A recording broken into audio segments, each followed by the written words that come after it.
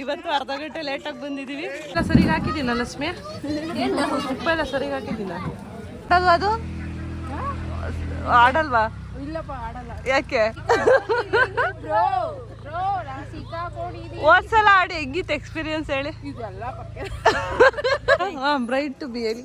Bright ಸಕ್ಕತ್ತಾಗಿತ್ತು. Expectation ಇರಲಿಲ್ಲ ನನಗಂತೂ ಸ್ವಲ್ಪ.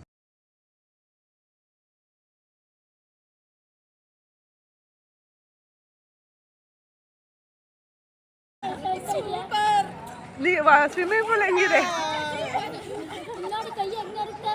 ಹಾಯ್ ಹಲೋ ನಮಸ್ಕಾರ ಎಲ್ಲರಿಗೂ, welcome back to my YouTube channel. ನಾನು ಪೂಜಾ. ಎಲ್ಲರೂ ಹೇಗಿದ್ದೀರಾ? ನಾನು ಕೂಡ ಚೆನ್ನಾಗಿದ್ದೀನಿ. ನೀವು ಎಲ್ಲರೂ ಚೆನ್ನಾಗಿದ್ದೀರಾ ಅಂತ ಭಾವಿಸ್ತೀನಿ. ಬನ್ನಿ ಇವತ್ತಿನ ವಿಡಿಯೋ ಶುರು ಮಾಡೋಣ.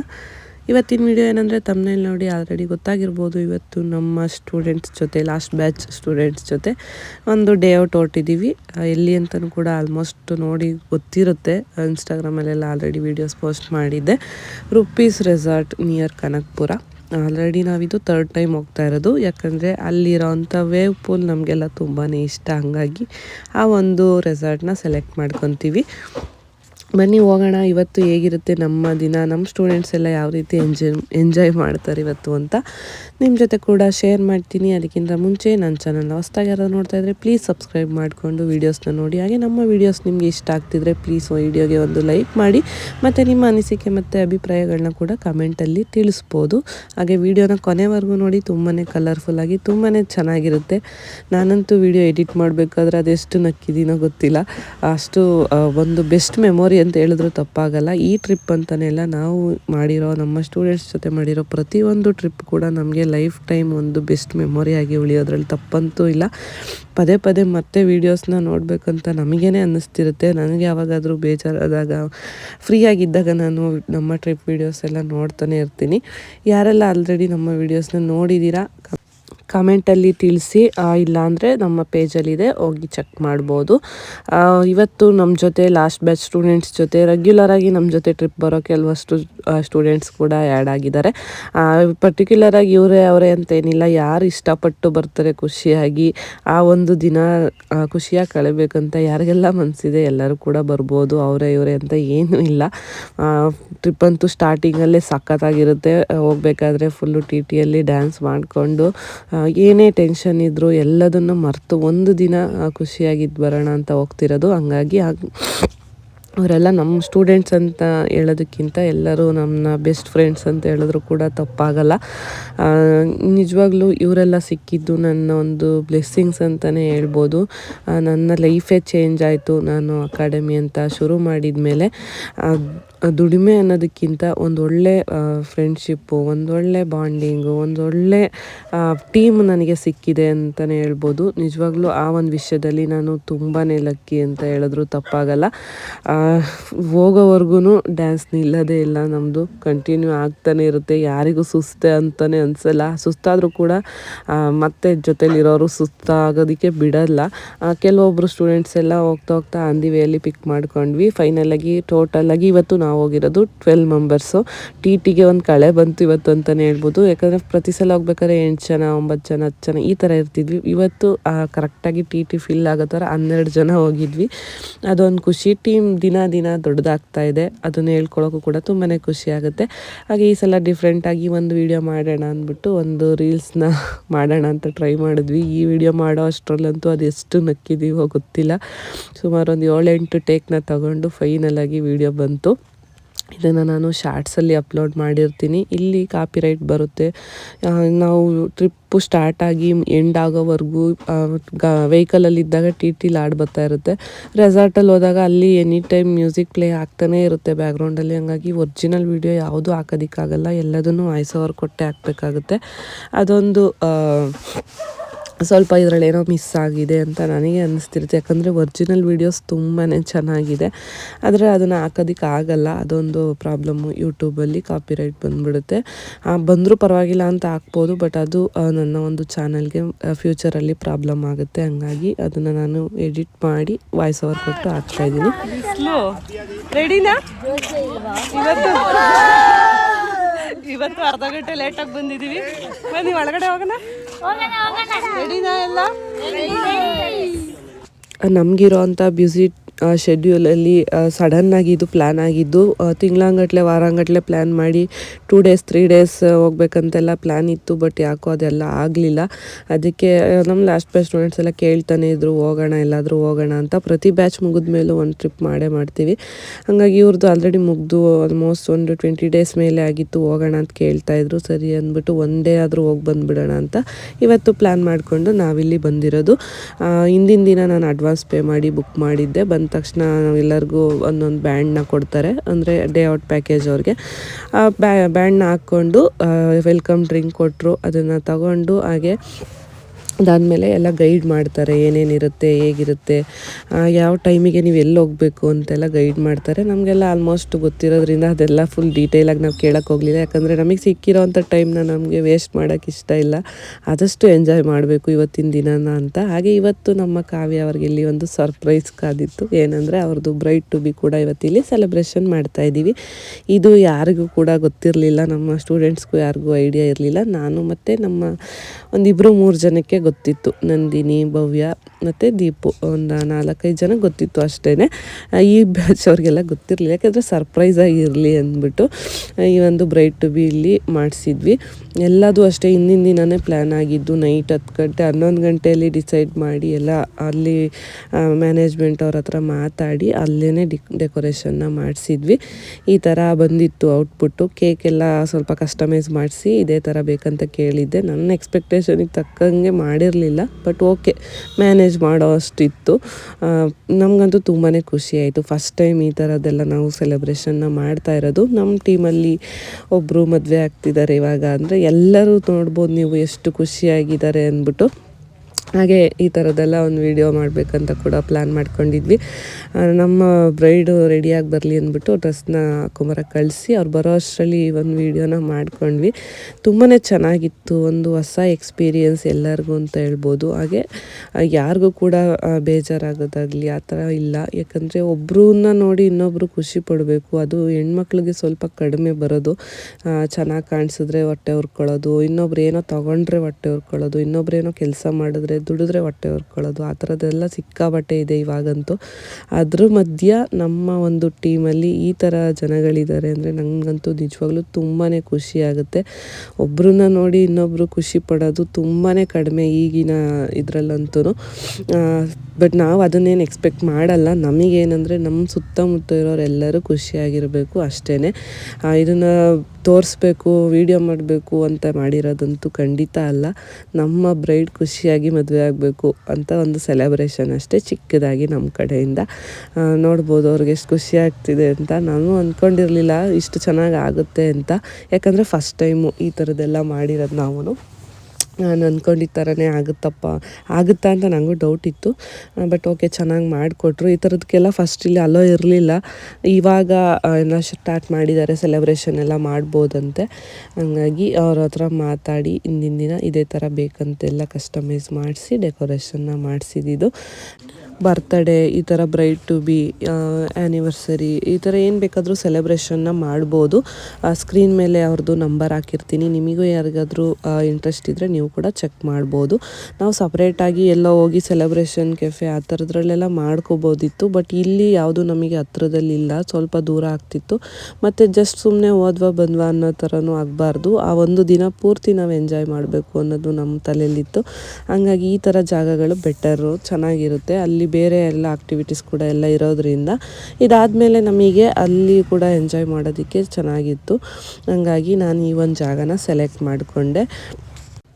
ಹಾಗೆ ಎಲ್ಲರೂ ಕೂಡ ಸಿಕ್ಕಾಬಟ್ಟೆ ಎಂಜಾಯ್ ಮಾಡಿದ್ರು. ನನಗಂತೂ ಅದೇ ಖುಷಿ.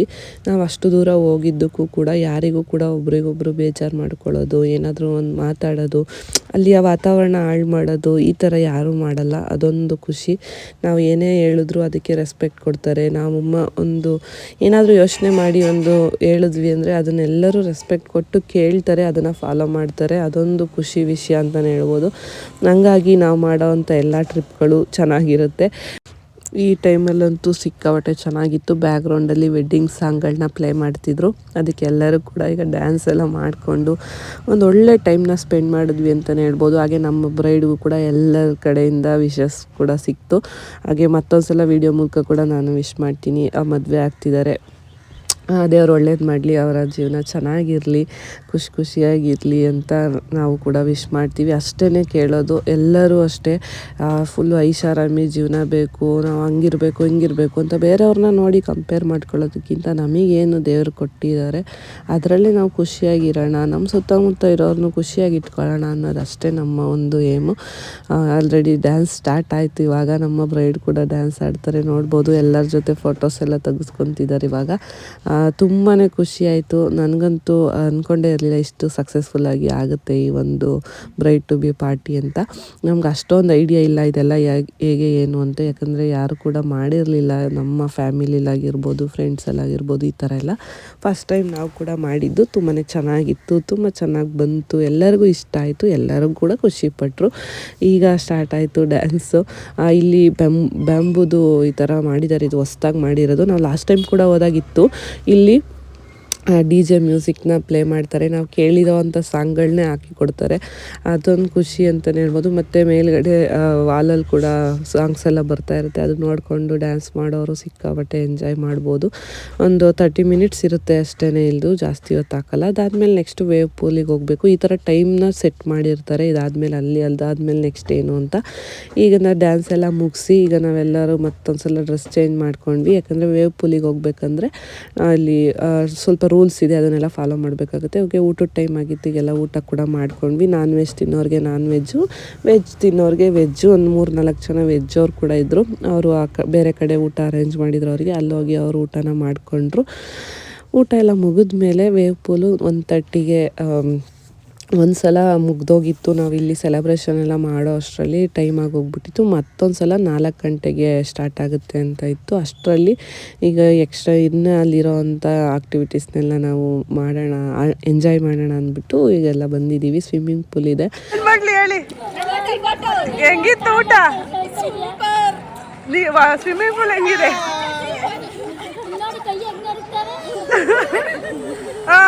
ಹಂಗೆ ಹಿಂದಕ್ಕೆ ಬೇಳೆ ಹೀಗೆ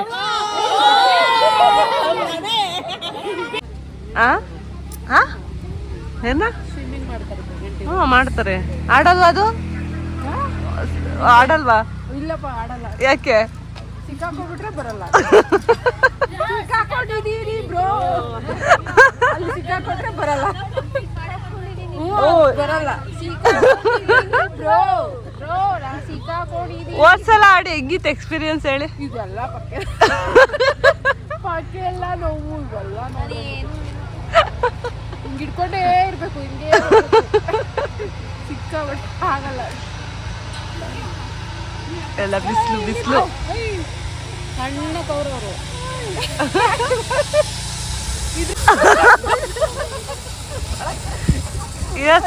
ಏದೇಳಿ ಆಮ್ಲೆಟ್ 2-3 ಆಮ್ಲೆಟ್ ಇವಾಗ ತಿಂದಿರೋದೆಲ್ಲ ಬ್ಲಕ್ ಅಂತ ಬರುತ್ತೆ. ಹಂಗೆ ಬರೋದು ಅಲ್ವಾ? ಮೇಲ್ ಕೋತೈತೆ.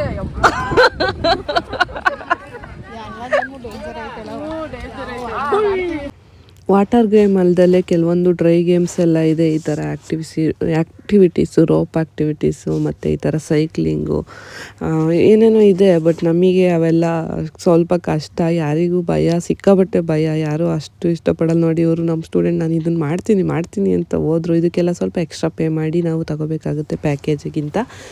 ಸರಿ ಆಯಿತು, ಆಡ್ತೀನಿ, ಫಸ್ಟ್ ಟೈಮ್ ಟ್ರೈ ಮಾಡ್ತೀನಿ ಅಂದವರಿಗೆ ಮಾಡಿಸೋಣ ಅಂತ ಕೊಟ್ಟರೆ ಹತ್ಬಿಟ್ಟು ಮತ್ತೆ ಇಳಿದ್ಬಿಟ್ರು. ಅದ ಕೈಲಾಗಲ್ಲ, ಬೇಡ ಅಂತ. ನಾವು ಇದನ್ನೆಲ್ಲ ಆಡಿದ್ವಿ ಲಾಸ್ಟ್ ಟೈಮ್, ಹಂಗಾಗಿ ಮತ್ತೆ ಏನು ಆಡೋಕ್ಕೆ ಹೋಗಲಿಲ್ಲ. ಒಂದು ಸಲ ಎಕ್ಸ್ಪೀರಿಯನ್ಸ್ ಮಾಡಬೇಕು ಅಷ್ಟೇ, ಪದೇ ಏನು ಮಾಡಬೇಕಂತ ಅನಿಸಲ್ಲ.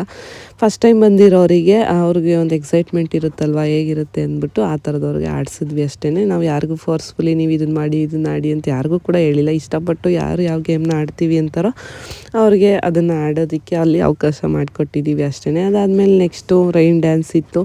ರೈನ್ ಡ್ಯಾನ್ಸು ಕೂಡ ಈಗ ಎಲ್ಲ ಆಡ್ತಿದ್ದೀವಿ. ಬಟ್ ಅಲ್ಲಿ ವೆಟ್ ಕ್ಲಾತಲ್ಲಿ ಸ್ವಲ್ಪ ವೀಡಿಯೋ ಎಲ್ಲ ಅಷ್ಟು ಚೆನ್ನಾಗಿರಲ್ಲ, ಹಂಗಾಗಿ ಅದನ್ನು ನಾನು ಸ್ವಲ್ಪ ಹೈಡ್ ಮಾಡಿದ್ದೀನಿ. ಸಖತ್ತಾಗಿತ್ತು ರೈನ್ ಡ್ಯಾನ್ಸ್ ಕೂಡ. ಮತ್ತು ಇವತ್ತು ಸಿಕ್ಕಾಬಟ್ಟೆ ಬಿಸಿಲು ಕೂಡ ಇತ್ತು, ಹಾಗೆ ನೀರು ಕೂಡ ಸಿಕ್ಕಾಬಟ್ಟೆ ಕೋಲ್ಡ್ ಇತ್ತು. ಯಾಕೆ ಅಂತ ಗೊತ್ತಿಲ್ಲ, ಮೇ ಬಿ ಚಳಿಗಾಲ ಎಂಡ್ ಆಗ್ತಿತ್ತಲ್ಲ ಅದಕ್ಕೆ ಅಂತ ಅನಿಸುತ್ತೆ. ನಾವು ಪ್ರತಿ ಸಲ ಹೋಗಿದ್ದಕ್ಕಿಂತ ಈ ಸಲ ನೀರಂತೂ ಸಖತ್ ಕೋಲ್ಡ್ ಇತ್ತು. ಬಟ್ ಸ್ವಲ್ಪ ಹೊತ್ತು ನೀರಿಗೆ ನಾವು ಇಳಿಯೋವರೆಗೂ ಆ ಥರ ಅನ್ನಿಸ್ತಿತ್ತು ಅಷ್ಟೇ. ಅದಾದಮೇಲಂತೂ ಚೆನ್ನಾಗಿತ್ತು. ಹಾಗೆ ಈ ಸಲ ಸ್ವಲ್ಪ ಜಾಸ್ತಿ ಹೊತ್ತೇ ವೇವ್ನ ಆಡಿಸಿದ್ರು, ಚೆನ್ನಾಗಿತ್ತು. ಹೊಸ ಎಕ್ಸ್ಪೀರಿಯೆನ್ಸು, ಸಕ್ಕತ್ತಾಗಿ ಎಂಜಾಯ್ ಮಾಡಿದ್ವಿ ವೇವ್ ಪೂಲಲ್ಲಿ. ಅದಾದಮೇಲೆ ಮತ್ತೆ ಒಂದು ಸಲ DJ ಪ್ಲೇ ಮಾಡ್ತಾರೆ ಬಂಬು ಕೇವ್ ಒಳಗಡೆ. ಅಲ್ಲಿ ಬಂದು ಮತ್ತೆ ಡ್ಯಾನ್ಸ್ ಸ್ಟಾರ್ಟ್ ಆಯಿತು. ವೆಟ್ ಕ್ಲಾತ್ ಎಲ್ಲ ಡ್ರೈ ಆಗುತ್ತೆ ಇಲ್ಲಿ ನಾವು ಡ್ಯಾನ್ಸ್ ಆಡಿ ಆಚೆ ಹೋಗೋ ಅಷ್ಟರಲ್ಲಿ. ಮತ್ತು ಇಲ್ಲಿ ಇನ್ನೊಂದು ಟೀಮ್ ಜೊತೆ ನಮ್ಮ ಟೀಮು ಡ್ಯಾನ್ಸ್ ಕಾಂಪಿಟೇಷನ್ ಮಾಡಿ ನಮಗೆ ಅದರಲ್ಲಿ ಒಂದು ಆಫರ್ ಕೂಡ ಕೊಟ್ಟಿದ್ದಾರೆ. ನೆಕ್ಸ್ಟ್ ಟೈಮ್ ಹೋದಾಗ ನಮಗೆ ಆ ಆಫರ್ ಅಪ್ಲೈ ಆಗುತ್ತೆ. 500 700 ಏನೋ ಕಡಿಮೆ ಆಗುತ್ತೆ ಅಂತ ಹೇಳಿದ್ರು ಒಂದು ಟಿಕೆಟ್ಗೆ. 5 ಮೆಂಬರ್ಸ್ ಹೋಗ್ಬೋದು. ಪರವಾಗಿಲ್ಲ, ಹೆಲ್ಪ್ ಆಯಿತು, ಚೆನ್ನಾಗಿತ್ತು.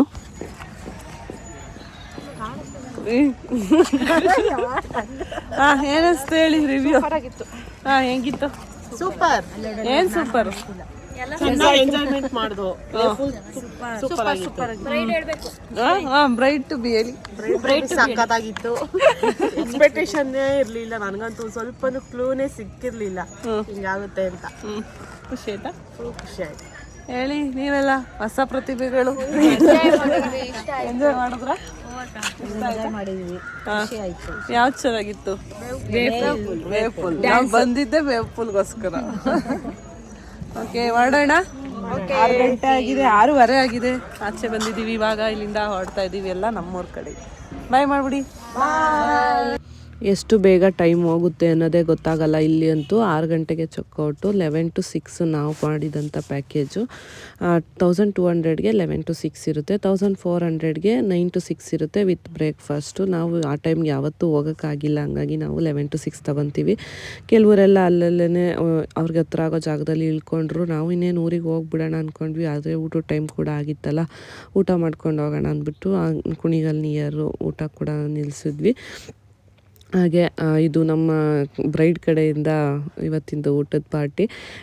ಬ್ರೈಡ್ ಟು ಬಿ ಮಾಡಿದ್ವಲ್ಲ ಅಂದ್ಬಿಟ್ಟು ಅವ್ರು ಮತ್ತೆ ಎಲ್ಲರೂ ಯಾವಾಗ ಸಿಗ್ತೀವೋ ಅಂದ್ಬಿಟ್ಟು ಅವ್ರ ಕಡೆಯಿಂದ ಊಟದ ಪಾರ್ಟಿ ಕೊಡಿಸಿದ್ರು ಇವತ್ತು. ಎಲ್ಲರನ್ನೂ ಅವರವರ ಮನೆಗಳ ಹತ್ತತ್ರ ಬಿಟ್ಟು ನಾವು ಇವಾಗ ವಾಪಸ್ ಬರ್ತಾಯಿದ್ದೀವಿ. ಈ ಒಂದು ದಿನ ನಿಜವಾಗ್ಲೂ ತುಂಬಾ ಚೆನ್ನಾಗಿತ್ತು. ನಮ್ಮ ಎಲ್ಲ ಸ್ಟೂಡೆಂಟ್ಸ್ ಕೂಡ ತುಂಬಾ ಚೆನ್ನಾಗಿ ಎಂಜಾಯ್ ಮಾಡಿದ್ರು. ಹಾಗೆ ಎಲ್ಲರೂ ಕೂಡ ಫುಲ್ ಖುಷಿಯಾಗಿದ್ದರು. ನನಗೂ ಕೂಡ ಒಂದು ಸಡನ್ನಾಗಿ ಪ್ಲ್ಯಾನ್ ಮಾಡಿ ಹೋಗಿದ್ದಕ್ಕೂ ಕೂಡ ವರ್ತ್ ಅಂತ ಅನ್ನಿಸ್ತು. ತುಂಬ ದಿನಗಳಿಂದ ಪ್ಲ್ಯಾನ್ ಮಾಡೋದು ನಿಜವಾಗ್ಲೂ ಕಷ್ಟ, ಅವೆಲ್ಲ ಆಗಲ್ಲ.